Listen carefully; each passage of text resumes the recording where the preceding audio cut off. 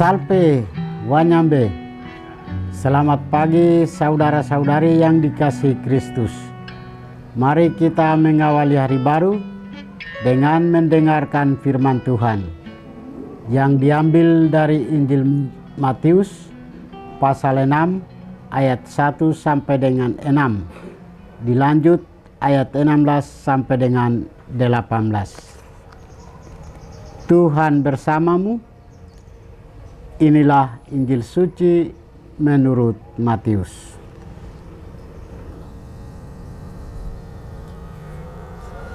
Dalam khotbah di bukit, Yesus berkata, "Ingatlah, jangan kamu mengamalkan kesalehan di depan umum, supaya dilihat orang. Karena jika melakukan demikian, kamu tidak memperoleh upah dari Bapamu yang di surga. Jadi apabila engkau memberi sedekah, janganlah engkau menggembar-gemborkan hal itu, seperti yang dilakukan orang munafik di rumah-rumah ibadat dan di lorong-lorong, supaya mereka dipuji orang.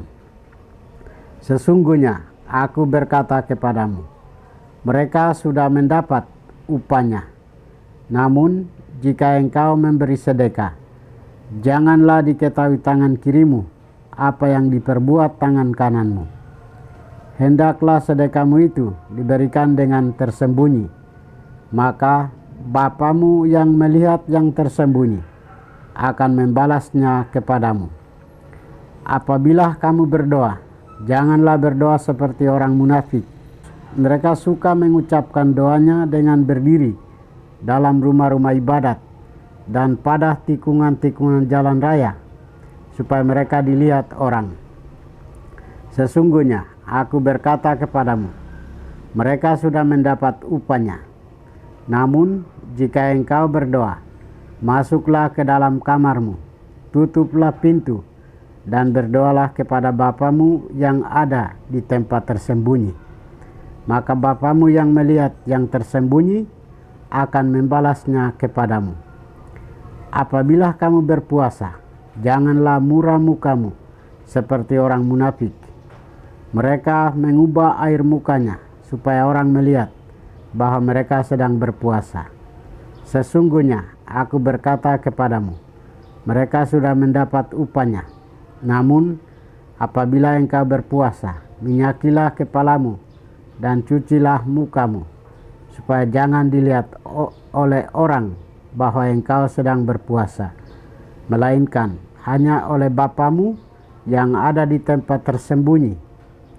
Bapamu yang melihat yang tersembunyi akan membalasnya kepadamu." Demikianlah sabda Tuhan. Saudara-saudari yang dikasihi Kristus, tema kita hari ini adalah apakah puasa dan pantang hanya sebatas panggung sandiwara? Kita memasuki masa prapaskah dengan menerima abu, tanda bahwa kita berasal dari debu dan akan kembali menjadi debu. Tindakan ini bukan sekadar ritual, melainkan undangan untuk menata ulang arah dan motivasi hidup kita.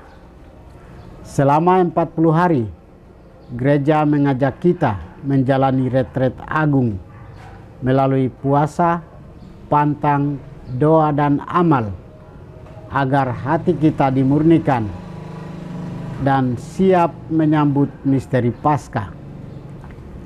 Dalam Injil hari ini, Yesus menegaskan bahwa pertobatan sejati tampak dalam sikap dan motivasi batin.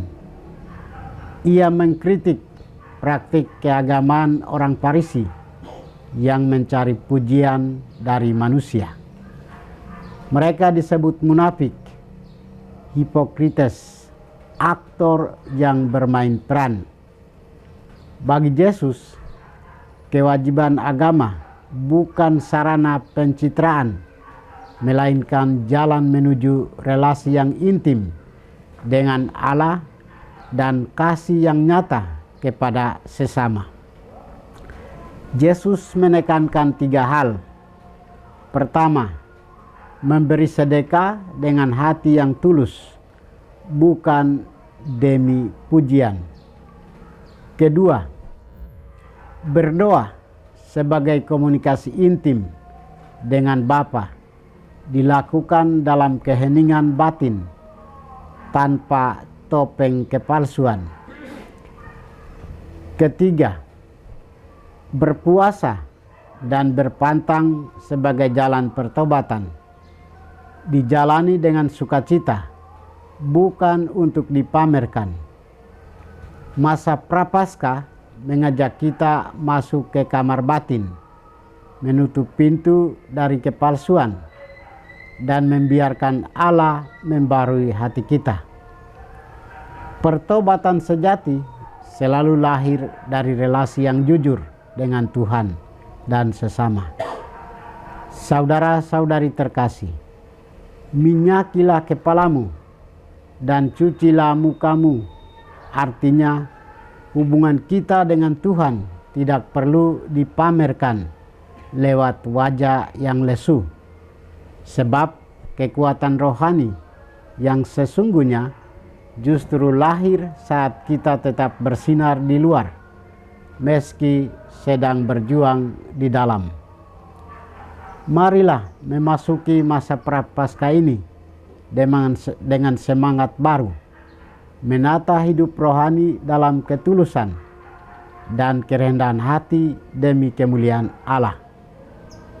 Mari kita membuka pintu hati demi mendapat rahmat belas kasih Tuhan.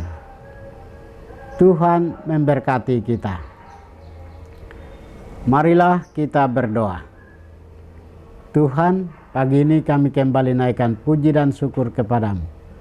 Terima kasih karena Engkau sudah menjaga kami saat kami tidur maupun bangun.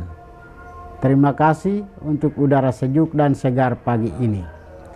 Kami mohon, bukalah mata hati kami, agar kami mampu memandang kemurahan dan karya-Mu. Rahmatilah kami dengan kuasa Roh-Mu, agar kami mampu untuk bertobat dan memuji serta memuliakan-Mu melalui pekerjaan dan pelayanan kami hari ini. Kristus terang dunia, berkatilah keluarga kami. Jadikanlah kami alat kasih-Mu dan pantaskanlah kami menjadi hamba-Mu yang setia. Demi Kristus Tuhan dan pengantara kami. Tuhan bersamamu.